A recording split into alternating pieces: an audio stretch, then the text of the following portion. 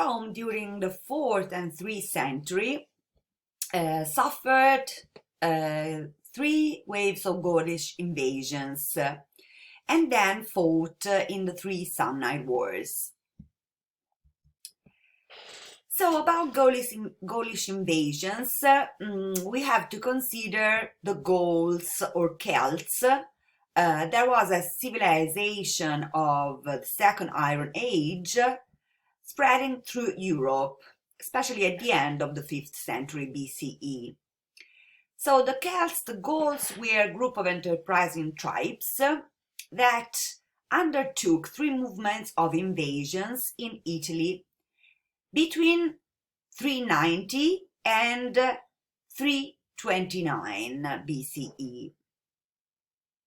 So let's see these 3 waves. The first, especially important for 10 years, especially important to remember, is the year 390, because during this invasion, the Gauls arrived in Rome, sacked the city, and captured it. In the end, the Gauls had to retreat, fortunately, because they were in turn attacked by people from the Alps. But the Gauls' capture of the city had really lamentable consequences, especially for our history studies, because of the destruction of many monuments and archives. So, erasing completely a lot of sources of the previous years. Then the second wave occurred more or less around the mid of the 4th century. The most notable event was the capture of the city of Felsina, that was Etruscan in origin, to which the group of Celts called the Boian gave the name Bononia. So this gives the name to the modern city of Bologna. Then these invaders ventured into Latium, but confronted by the Romans, they retreated, ravaging throughout Etruria on their way back. So they didn't arrive again to Rome. So the third, in the 40s of the 4th century, when Rome was again threatened but saved. In 332, 329, one last attacked around Latium, but Rome, that now was very strong because at the end of this century, of the 4th century, was already master of Latium and Campania, as you will see analyzing the Samnite wars, imposed a 30-year peace on the Gauls.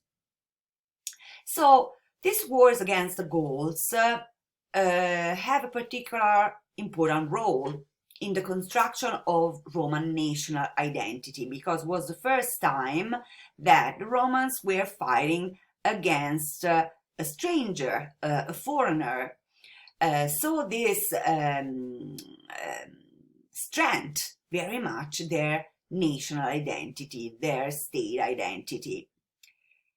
The collective memory of the coming of the Gauls in the 4th century was still vivid in Roman political thought of the 1st century BCE, when Julius Caesar finally conquered and Romanized Gaul.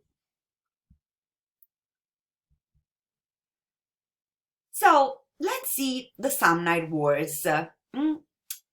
Between 380 and 201, after succeeding in treaties of alliance and the submission of the other Latin towns, then the conquest of lands around included that of the Volsci, Rome, finally controlling this area, turned its attention to the south, so to Campania. From the 5th century BCE, an ethnic group called the Samnites had formed a state in Campania.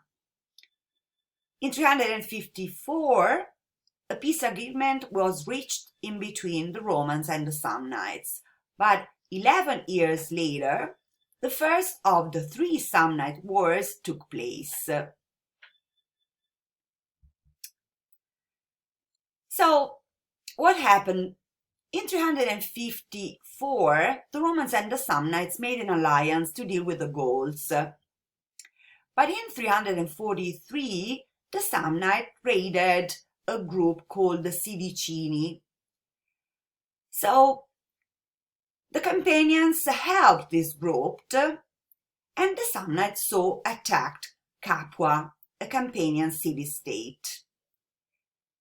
The Capuans so asked for help to Rome that decided to switch allies and help the Capuans against the Samnites. The Romans drove out the Samnites, but this was not liked by the troops that mutinied because of this breaking up of the alliance with the Samnites. Luckily for Rome, this was at the same time the moment in which the Samnites had to face another threat, so the Greek city of Tarentum. So again, both the Romans and the Samnites agreed to renew the treaty, so both of them found themselves in trouble. So this is the end of the first of the 3 Samnite wars. That was pretty short, but of great importance for the whole history of Italy and of Rome, because it was only the opening act of a wider conflict which drew in all the contemporary powers of Italy, and within 70 years decided who was to be the master of the entire peninsula of Italy. Then this war's complex provides a study of 2 of the most powerful peoples in Italy that were fundamentally very different. So the Romans were very well organized and had a centralized city-state.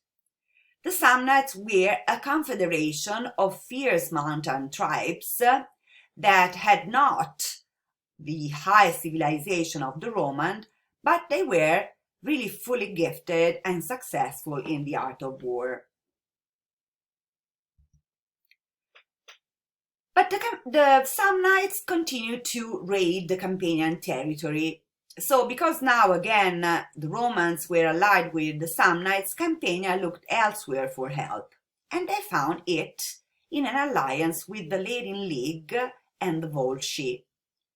The Romans and the Samnites together defeated a group of Ladins and Campanians at Suessa Aurunca in Campania, as you can see in the map. Then other 2 campaigns in which the Romans and allies defeated the Ladins. This war is called the Ladin War, and lasted for 2 years. In fact, the war ended with a treaty in 338, giving to Rome control of central Italy, and finally breaking up the Latin League.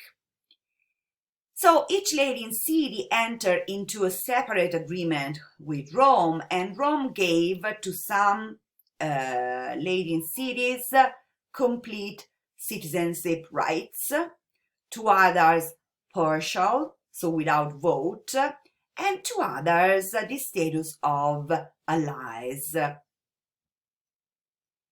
This is interesting because it's the beginning of a way of Rome to include different parts of Italy in its state with different and separate agreements. So this is a curiosity. During the Latin War, the Roman wrested from the group of devotion the seaside town of Antium. So prows of ships were taken from there and therefore were put to adorn the speaker platform in the Comitium inside the Forum Romanum in Rome. So the Comitium was the speaker's platform, and since that moment, because the lading for prows is rostra, the speaker platform was called the rostra. So let's see the Second Samnite War. The Romans had ignored their treaty with the Samnites before and didn't consider them when they were setting up the statuses of their allies. So, first offense. Then Rome directly offended the Samnites in 334 by making a treaty with Tarentum, the city that was at war with the Samnites, the Greek city. So let's see what was the real antifact of the war, beside these offenses. Rome founded a colony in Samnite territory called Fregelle. And then there was the Naples affair. So, what happened? Rome declared a war on a Campanian city, Naples. The Samnites went there for assistance and put in a garrison. The people of Naples now were divided in two parties, one supporting Rome, so the property, and the other group supported the Samnites, the common people. The property prevailed and got rid of the Samnites. So, in the next stage of the war, that was about 2 decades long, Rome and her allies invaded the western part of Samnium, so the region of the Samnites, and attacked Samnite allies. Rome won twice, and but in 321 suffered one of its most memorable disasters at the Caudian Forks. So you can see where the Caudian Forks were, were a gap in the mountains that you can see in the map immediately below the name Caudini here. So this was a relatively bloodless affair, but the most humiliating event in the entire history of the Republic. Why? Because the Romans had to pass under the yoke. What does this mean? The Romans were trapped in this gap in the mountain called the Caudian Forks, and after this, the whole Roman army was forced to surrender. The real humiliation then began. First, the consul, stripped of their cloaks of office, were sent under the yoke. So the yoke was what you can see in the image. So a kind of passage under a stick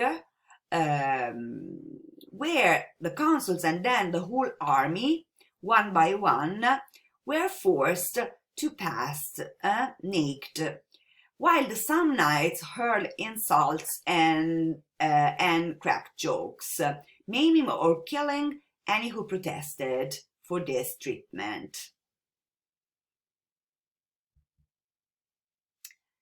Then so, till to the end of the war, more or less at the mid of the war, Rome recovered the colony of Fregelle and established more colonies, so circling the Samnite territory. So started for this its major road, the Appian Way, leading from Capua to Rome. Finally, in 304, the Samnites sued for peace, and the old treaties were renewed. Let's see the Third Samnite War.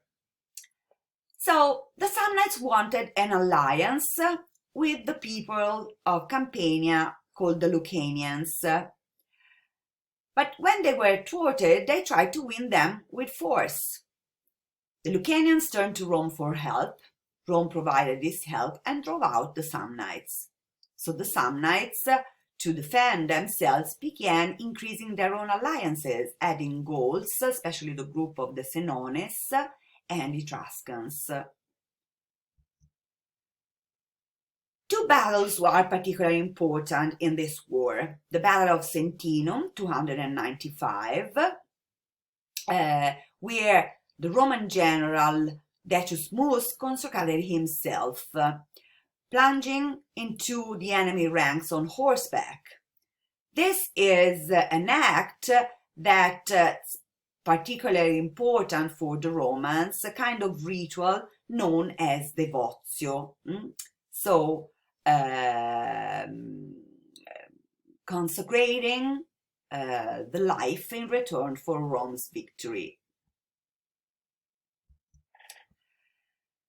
Even if the approach of the Gauls was very devastating because they were attacking in chariots, the Romans finally won the battle and destroyed the alliance. So Rome received the surrender of the rebels, overran the Gauls and Senones territory, and made peace with the Etruscans. But in another battle at Camerinum the same year, the Roman general Scipio Barbatus was overwhelmed. At this point, Rome responded by raising its larger force to date, so bringing it to face rebels again in the northern part of Umbria, a central region of Italy to the north of Campania. Campaigns against the Samnites that now were without their allies continued until they sued for peace in 290 and received citizenship without vote. So, as a result of the conclusion of the Third Samnite War and of the whole wars, Rome's territory now extended from sea to sea, from the west to the east. So the Samnite Wars finally helped establish Rome as the supreme power in Italy.